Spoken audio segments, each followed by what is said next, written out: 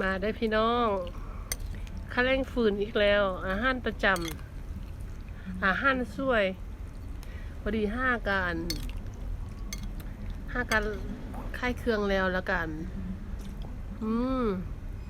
จัดเครื่องลูกค้าห้ากันแล้วแซ่บขนาดเจ้าเก่า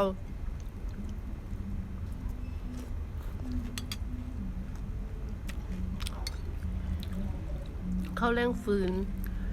เจ้านี่แซ่บแบบว่าเขาจะปรุงน้ำแซ่บเจียวแซ่บมานะเวลาเอาข้าวแรงฟืนใส่แล้วก็เจียวใส่น้ำตาลน้อยนึงสำหรับผู้ที่บ่มักส้มล่ายแล้วแซ่บเลยบ่ถ้าใส่แป้งนัว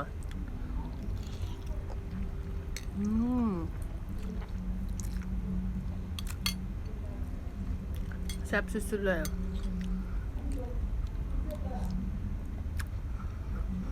มาเด้อไผ่อยากกินละมาเด้อข้าวปุ้น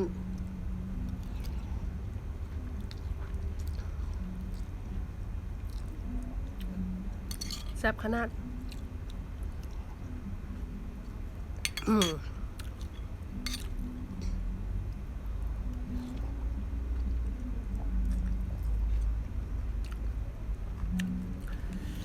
ล่วงผ้าบาง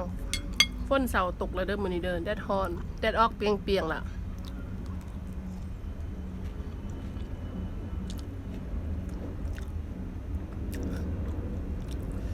จากสิจอยหรือว่าสิเจ็บกระเพาะบ่ฮู้เลย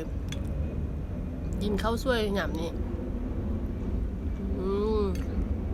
แซ่บล่ะเผ็ดละไปก่อน